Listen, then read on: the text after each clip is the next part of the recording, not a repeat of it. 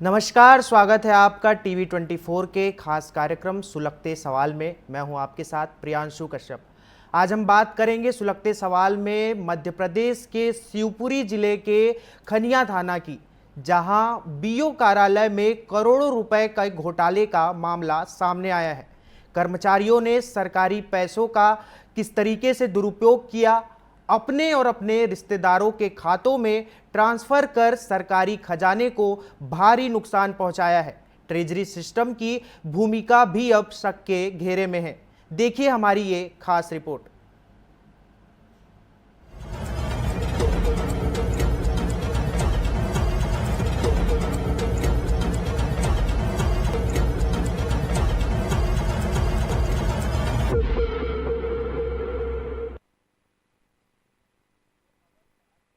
खनियान थाना तहसील के बीईओ कार्यालय में करोड़ों रुपए के गबन का मामला सामने आया है। कार्यालय में पदस्थ कर्मचारियों ने योजनाबद्ध तरीके से 1 करोड़ रुपए से अधिक की राशि अपने और अपने रिश्तेदारों के खातों में ट्रांसफर की।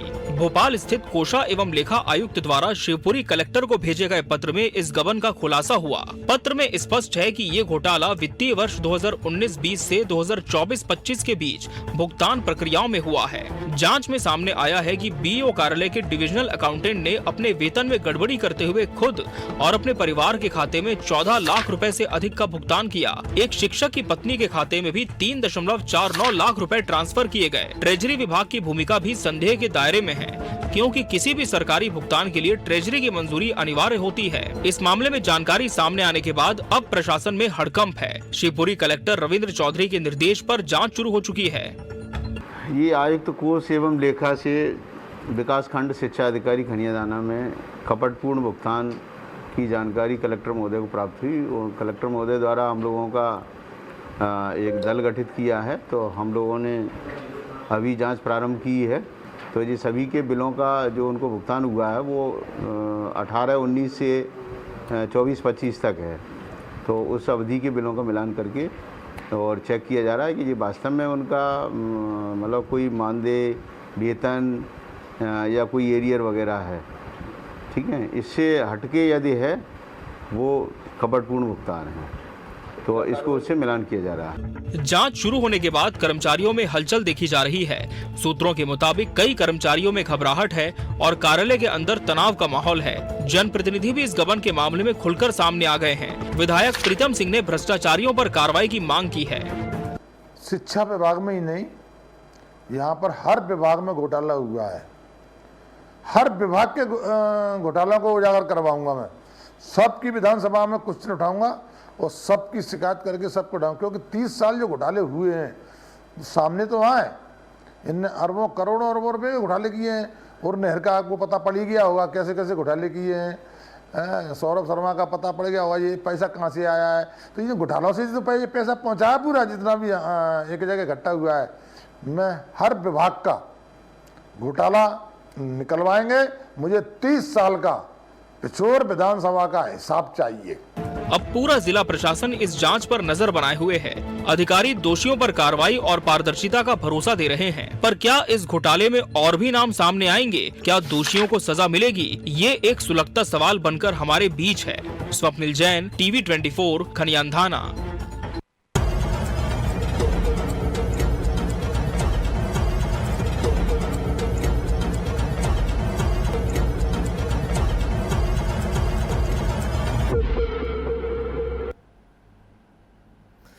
सिस्टम पर बहुत से सवाल खड़े होते हैं, क्योंकि सरकारी पैसों का किस तरीके से दुरुपयोग हो रहा है, ये एक बड़ा मामला सामने आया है। और कहीं ना कहीं जो करोड़ों रुपए की जो राशि है उसकी जो बंदरबाट हो रही है, जो अधिकारियों के द्वारा और उनके परिजनों के खाते में जो राशि जो है ट्रांसफर की गई है, उसको लेकर अब बहुत से सवाल खड़े हो रहे हैं। क्या इस राशि को निकालने में ट्रेजरी विभाग की भूमिका संदिग्ध थी? क्योंकि कोई भी सरकारी खजाने हो, वहां पर पैसा बिना ट्रेजरी विभाग की क्लीन चिट के पैसा नहीं निकाला जा सकता। तो क्या ट्रेजरी विभाग ने क्लीन चिट दिया था, या फिर तमाम जो इस संदिग्ध के घेरे में है, जो अधिकारी हैं, कर्मचारी हैं, अकाउंटेंट के साथ साथ और कौन से लोग जो है शामिल होंगे इस भूमिका में, इस भ्रष्टाचार के घेरे में? क्योंकि आम जनता का पैसा सरकारी खजानों के पास जमा होता है, वो कहीं ना कहीं आम जनता के उपयोग के लिए, या फिर बीओ है तो वो कहीं ना कहीं स्कूलों के आय व्यय के लिए वो पैसा खर्च होना था। लेकिन अब जो भ्रष्टाचार अधिकारी हैं वो जो है बीओ कार्यालय का पैसा वहां भेंट चढ़ चुका है। तो कहीं ना कहीं जो अधिकारी हैं, जो जनप्रतिनिधि हैं, जो नेता हैं, वो इस मामले में क्या सोचते हैं, ये सारे विषयों पर आज हम चर्चा करेंगे कि ये कलेक्टर के संज्ञान में है मामला, एसडीएम के संज्ञान में है, जांच समिति भी बनाई गई है, लेकिन कार्रवाई किस तरीके से हो रही है, क्या कार्रवाई आगे होगी? अब इस मामले पर सीधा हम जो है रुक करते हैं। स्वप्निल जैन हमारे संवाददाता ग्राउंड से जुड़ चुके हैं, उनसे जानेंगे क्या कार्रवाई हुई है, दोषियों पर किस तरीके से ट्रेजरी विभाग पर कार्रवाई है। स्वप्निल जी, सबसे पहले ये जानना चाहूँगा, इस मामले में क्या कुछ कार्रवाई हुई है, जो कितने लोग संदिग्ध के घेरे में हैं, पुलिस के द्वारा क्या कार्रवाई की जा रही है, और कलेक्टर के द्वारा जो जाँच समिति बनाई गई है उसमें क्या कुछ अपडेट है अभी तक? जी, मैं आपको बता दूं, कलेक्टर द्वारा जांच समिति बनाई गई है और अभी जांच कर रही है लगातार। और इसमें अभी ये नहीं कह सकते कितने लोग आरोपी हैं।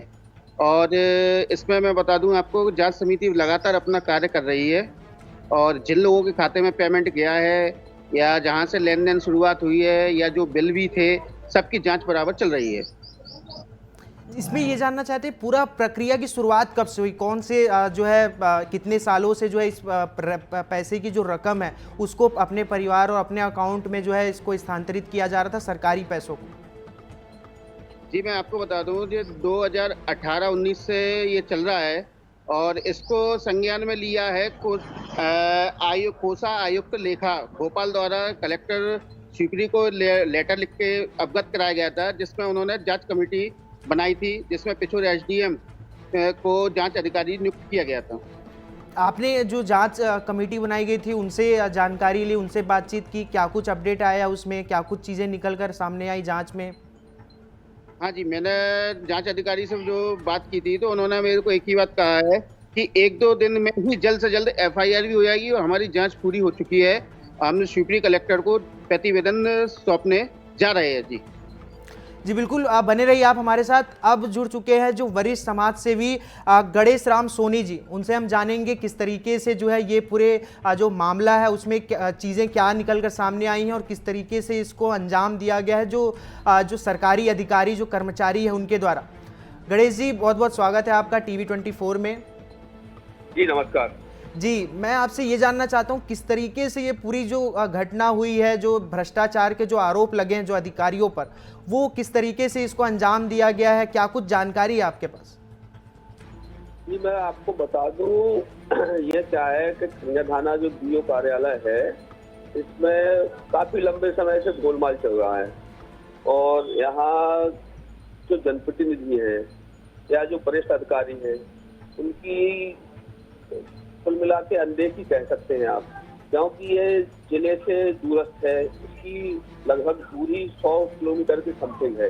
यहाँ कलेक्टर महोदय का भी शायद है माह में अगर एक आध चक्कर लग जाए तो बहुत बड़ी बात मान लीजिए आप।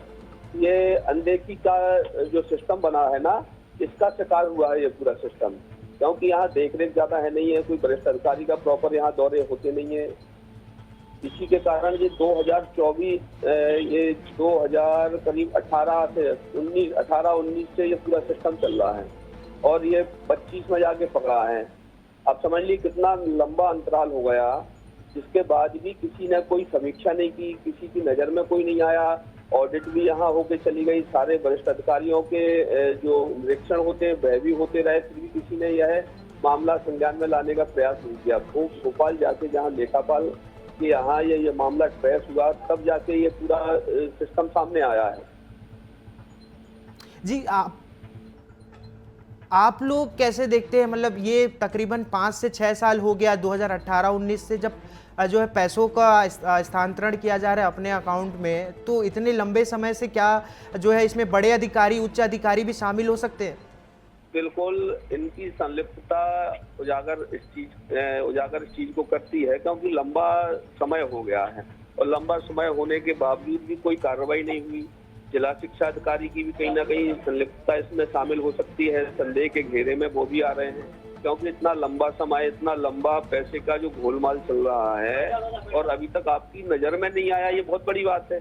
क्योंकि जब शिक्षा विभाग जो है, शिक्षा विभाग में ज्यादा पैसे का सिस्टम तो रहता नहीं है, बाकी इतना पैसा लगातार कहीं जा रहा है, उस पर आपकी निगरानी नहीं हो रही है, आप समीक्षा कर रहे हो लगातार उस चीज की, आप यहाँ अभी आके भी देख रहे हो, उसके बाद भी आप वो चीज नहीं पकड़ पा रहे हो, तो कहीं ना कहीं संलिप्तता तो है।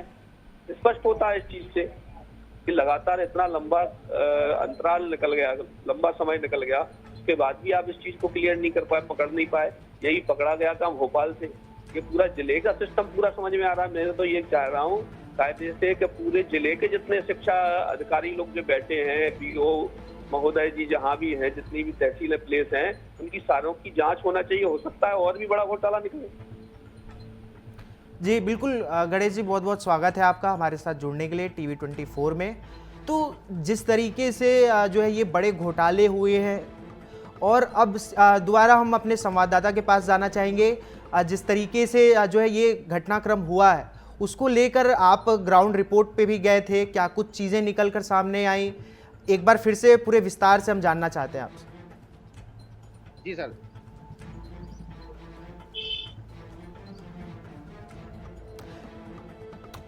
बिल्कुल, देखिए जिस तरीके से आपने ग्राउंड रिपोर्ट भी किया है, आप लगातार इस खबरों पर भी बने हुए हैं, क्या कुछ चीज़ें निकल कर सामने आई? क्या उच्च अधिकारी भी शामिल हो सकते हैं इस पूरे जो घोटाला हुआ उसमें, भ्रष्टाचार में? क्या कोई जनप्रतिनिधि शामिल हैं, कोई रसूखदार हैं, कोई प्रभावशाली व्यक्ति हैं, कोई नेता नगरी से जुड़े हुए लोग हैं? क्या आप जो रिपोर्ट किए ग्राउंड रिपोर्ट, उसमें क्या चीज़ें निकल के सामने आई आपकी? ये तो अभी अपन कह नहीं सकते किसी प्रकार से, लेकिन हो सकता है जब ये 1 करोड़ से ऊपर का घोटाला हुआ तो इसमें कहीं ना कहीं वरिष्ठ जन भी शामिल हो सकते हैं और साथ ही रसूखदारों को भी नाम आ सकते हैं। इसमें कुछ कहा नहीं जा सकता अभी, जब तक जांच चल रही है। इसमें कलेक्टर से भी आपने जब चर्चा की तो कितने दिन में जो जांच समिति है उसको रिपोर्ट सौंपनी है, क्योंकि एक डेडलाइन होगा उनको रिपोर्ट सौंपने का, तो क्या उसमें है कुछ क्राइटेरिया दिया गया है उनको कि 2 महीने 3 महीने में उनको रिपोर्ट सौंपना है? जी कलेक्टर ने जो जांच कमेटी गठित की थी उनको 10 समय की अवधि दी थी, 10 दिन का, जो कि उन्होंने अपनी जांच रिपोर्ट अभी मुझे पता चला है जो सौंप दी है कलेक्टर साहब को। और ये भी जानकारी लग रही है कि 6 लोगों के खिलाफ मुकदमा दर्ज कर दिया गया है। ये जो आरोपी पक्ष है उनसे आपने बातचीत की, क्या वो क्या सोचते हैं उन पर जो आरोप लगे हैं उनको? क्योंकि दूसरा पहलू भी जानना काफ़ी ज़रूरी है, क्या वो सोचते हैं जो आरोप लगे हैं उस पर? वो कुछ कहना नहीं चाह रहे हैं इस बारे में। उन्होंने जब हमारे द्वारा बात की गई है उनसे, फोन पे भी की गई है, सामने भी चर्चा की है, तो उन्होंने कुछ जवाब देना सार्थक नहीं समझा। अच्छा, अभी उनको क्या पद में है अकाउंटेंट के, कि उन्हें बर्खास्त कर दिया गया है तत्काल प्रभाव से? मुझे अभी जानकारी मिली है ताजा कि कल शाम को ही उन सब पे 6 लोगों पर FIR दर्ज हो चुकी है। अब ये चीज तो नया अपडेट मैंने अभी नहीं ले पाया हूँ।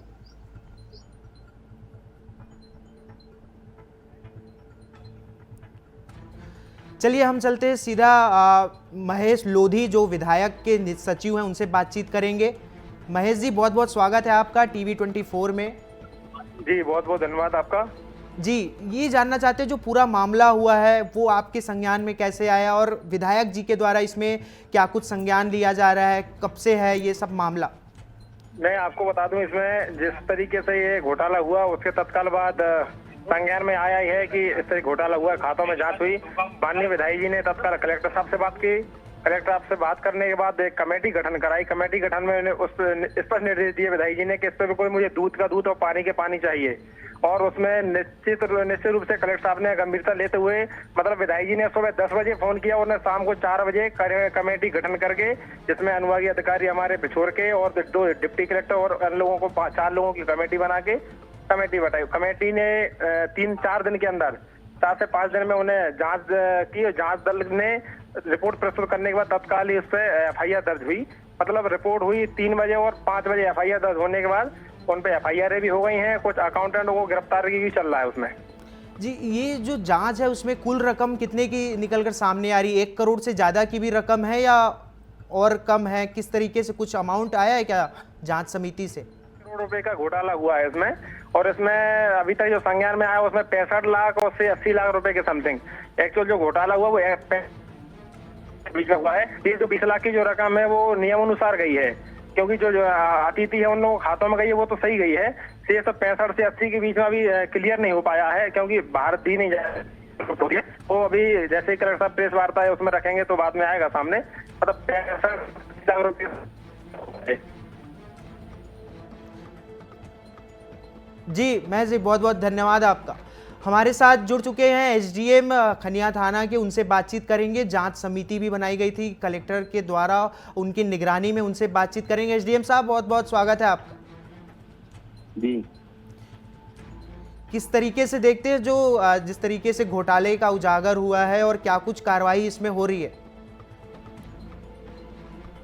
ये क्या आयुक्त कोष और लेखा से वहाँ बीओ कार्यालय में निजी खातों में कपटपूर्ण राशि डालने का मामला संज्ञान में आया, तो कलेक्टर साहब ने दल गठित किया था और सर के निर्देशन में जो दल गठित किया हम लोगों ने जांच करके कलेक्टर महोदय को प्रस्तुत की थी।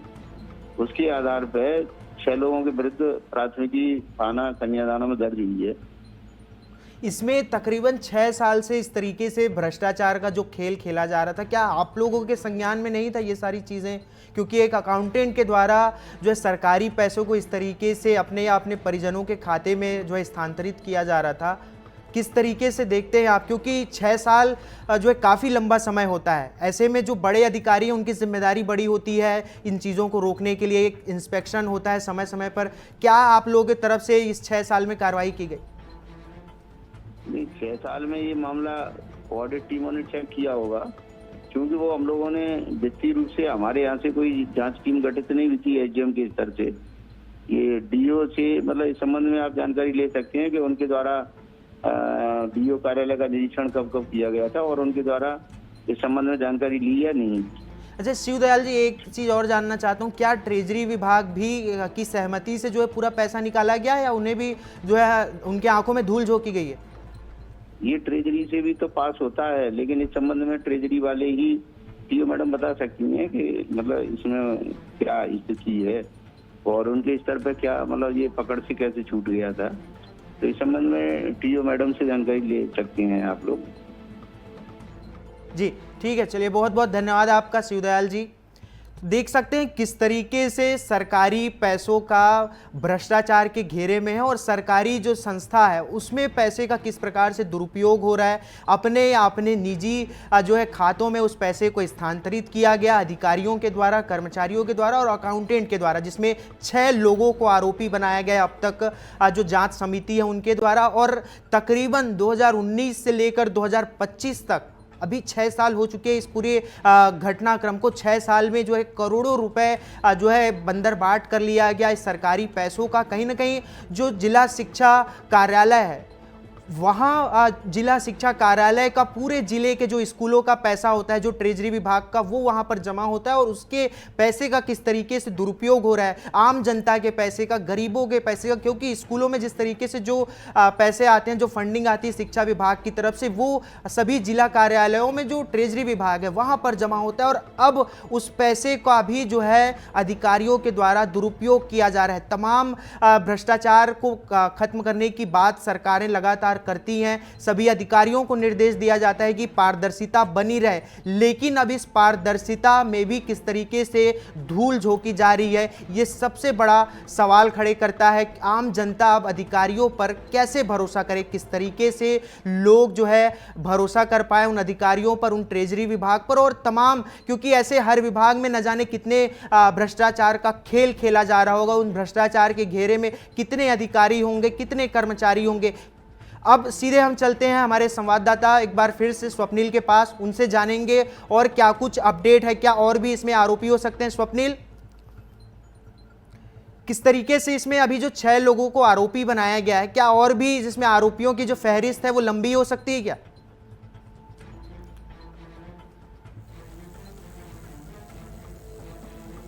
स्वप्निल,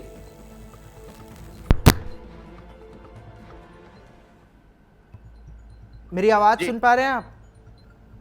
हाँ हाँ सुन रहा हूँ ना जी, किस तरीके से जो 6 लोगों को आरोपी बनाया गया है उसकी फहरिस्त और लंबी हो सकती है क्या? और भी जो अधिकारी कर्मचारी इसमें सम्मिलित हो सकते हैं क्या? जो अभी जांच सौंपी गई है 6 लोगों के खिलाफ अभी दर्ज की गई है। अगर जांच में कहीं ना कोई बिंदु रह गई होगी तो हो सकता है आगे भी और भी आरोपी बन सकते हैं, कोई बड़ी बात नहीं है। अच्छा, इसमें जो बीजेपी और कांग्रेस के जो नेता हैं उनका क्या कहना है? क्या इससे पहले भी, क्योंकि बैंक में भी घोटाले की बातें निकल कर सामने आई थी, इससे पहले भी जो है खनिया थाना में करोड़ों रुपए का जो है घोटाला हुआ था, तो लगातार जो है इस तरीके से अलग अलग विभागों में जो भ्रष्टाचार उजागर हो रहा है, क्या और भी विभागों में हो सकता है? क्या और भी लोग इसमें शामिल हो सकते हैं? जी बिल्कुल, ये बात सही है कि इधर भी जितने भी विभाग है अगर सभी की जांच कराई है तो कहीं ना कहीं भ्रष्टाचार उजागर होगा किसी ना किसी रूप से।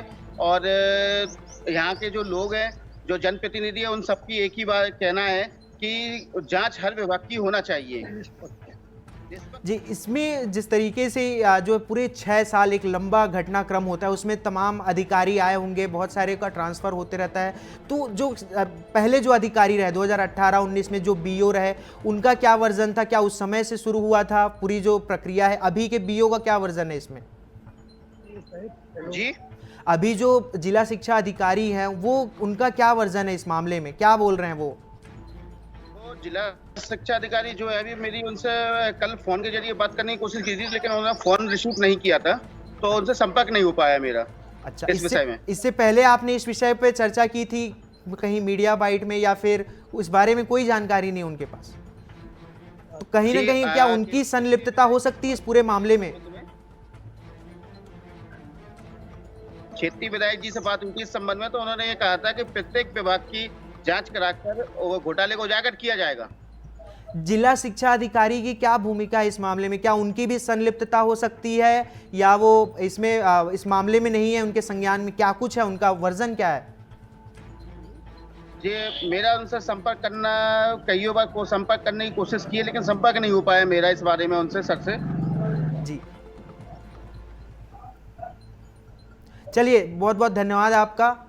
हमारे संवाददाता जुड़े थे, ग्राउंड रिपोर्ट इन्होंने किया था, जिन्होंने पूरी खबर हम तक पहुंचाई, आम जनता तक पहुंचा रहे हैं वो हमारे संवाददाता हैं। और जिस तरीके से जो सरकारी जो पैसों का किस तरीके से दुरुपयोग हो रहा है वो देख सकते हैं साफ तौर पर, क्योंकि आम जनता का पैसा कहीं ना कहीं सरकारी विभाग में या ट्रेजरी के पास ही जमा होता है, लेकिन वह भी करप्शन के भेंट में किस प्रकार से चढ़ा हुआ है, जिसमें अधिकारी कर्मचारी संलिप्त हैं, ये सोचने वाली बात है। और कहीं ना कहीं जो जनप्रतिनिधि हैं उन्हें इस पर अब जो है सोचने की आवश्यकता है कि जो अधिकारी हैं उन पर किस तरीके से लगाम लगाया जाए, समय समय पर किस तरीके से समीक्षा की जाए, नेताओं की, संबंधित जो मंत्री हैं, संबंधित जो सचिव हैं, उनको लगातार जो अपने अपने विभाग हैं उनकी समीक्षा और पारदर्शिता बनाने की जो है बेहद ज़रूरत है। कहीं ना कहीं आज हमारा सुलगता सवाल यही है कि आम जनता के पैसों का किस तरीके से सरकारी विभाग में दुरुपयोग हो रहा है, भ्रष्टाचार के घेरे में है, ये बड़ा सवाल है। और सुलगते सवाल हम आप तक लेकर आते रहेंगे, हर रोज